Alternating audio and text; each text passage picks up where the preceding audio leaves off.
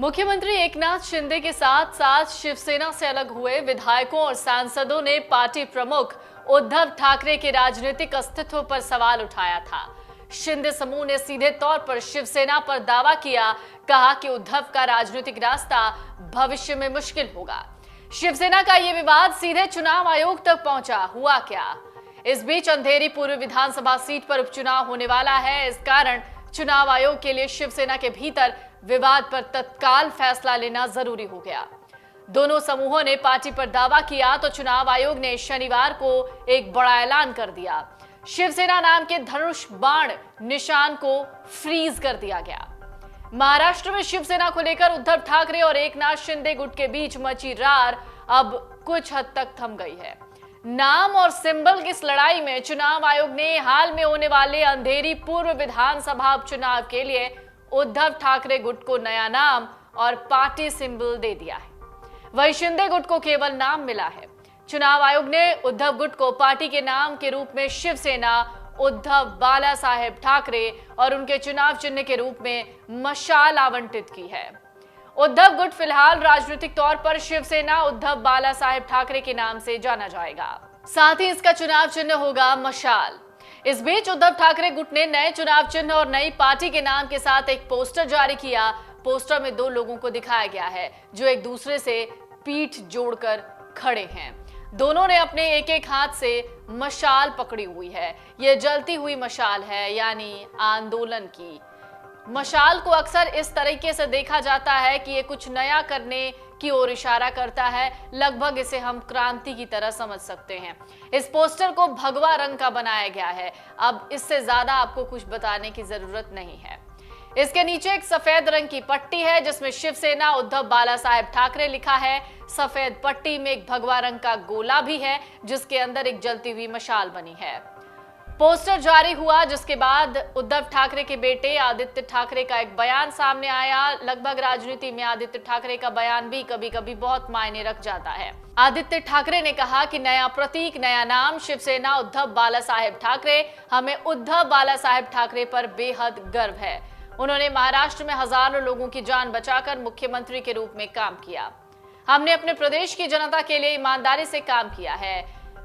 आदित्य ठाकरे ने कहा कि पार्टी के नाम के साथ हिंदू हृदय सम्राट बाला साहेब ठाकरे का भी नाम जुड़ा हुआ है। सबसे महत्वपूर्ण बात यह कि मशाल यानी ज्वलंत मशाल जिससे आग निकल रही है, एक ऐसी चीज है जिसे हम हर घर में गर्व के साथ ले जाएंगे। चुनाव आयोग के फैसले के बाद उद्धव ठाकरे ग्रुप के नेता भास्कर जाधव ने कहा कि हमारे लिए ये एक बड़ी जीत है। लेकिन सवाल ये उठता है कि उद्धव गुट ने त्रिशूल भी मांगा था। आपको बता दें, मिल तो गया मशाल लेकिन मांग की गई थी त्रिशूल की। उद्धव गुट को त्रिशूल का चिन्ह इसलिए नहीं मिला क्योंकि इसका एक धार्मिक संकेत है। उगता सूरज नहीं मिला क्योंकि ये द्रमुक के पास है। मशाल चुनाव चिन्ह की अगर बात करें तो इसका शिवसेना से बड़ा गहरा नाता रहा है, या फिर यूं कह लें कि उद्धव ठाकरे के परिवार से, यानी बाला साहेब ठाकरे, या फिर एक और नाम जिसका जिक्र हम आगे करने वाले हैं। मशाल चुनाव चिन्ह 2004 तक समता पार्टी के पास था। उसके बाद से ये किसी को आवंटित नहीं हुआ, इसलिए ये चिन्ह उद्धव गुट को मिल गया है। अब सवाल ये है कि क्या ये उद्धव ठाकरे को ये चुनाव चिन्ह कुछ अलग दिशा की ओर लेकर जा सकता है, यानी कोई फायदा पहुंचा सकता है। भाषा के आधार पर देश में राज्यों का निर्माण हुआ है, लेकिन मुंबई को हासिल करने के लिए महाराष्ट्र को कड़ा संघर्ष करना पड़ा। एक खूनी संघर्ष शुरू हुआ क्योंकि गुजरात ने भी मुंबई पर दावा किया था। मुंबई को महाराष्ट्र में बनाए रखने के लिए संयुक्त महाराष्ट्र आंदोलन के माध्यम से एक लड़ाई शुरू की गई थी। उद्धव ठाकरे के दादा और दिवंगत शिवसेना प्रमुख बाला साहेब ठाकरे के पिता प्रबोधनकर ठाकरे भी इस लड़ाई में सबसे आगे थे। उन्होंने तीखे कलम से इस संघर्ष को मजबूत किया। जलती हुई मशाल को संयुक्त महाराष्ट्र के उस संघर्ष का प्रतीक माना जाता है। इस लड़ाई में 107 लोगों ने अपने प्राणों की बलि दी। उद्धव ठाकरे खेमे को मशाल चिन्ह मिलने के बाद इस बात की संभावना है कि भविष्य में उद्धव एक बार फिर इस इतिहास को उजागर करेंगे और मतदाताओं के साथ एक भावनात्मक संबंध स्थापित करने की कोशिश करेंगे।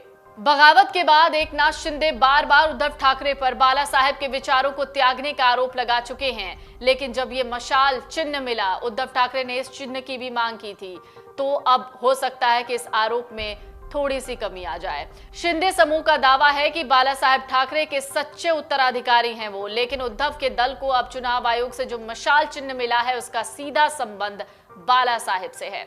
1966 में बाला साहेब ठाकरे के नेतृत्व में शिवसेना की स्थापना के बाद शिवसेना द्वारा विभिन्न चिन्हों पर चुनाव लड़ा गया, जब तक कि शिवसेना को एक आधिकारिक राजनीतिक दल के रूप में मान्यता नहीं दी गई।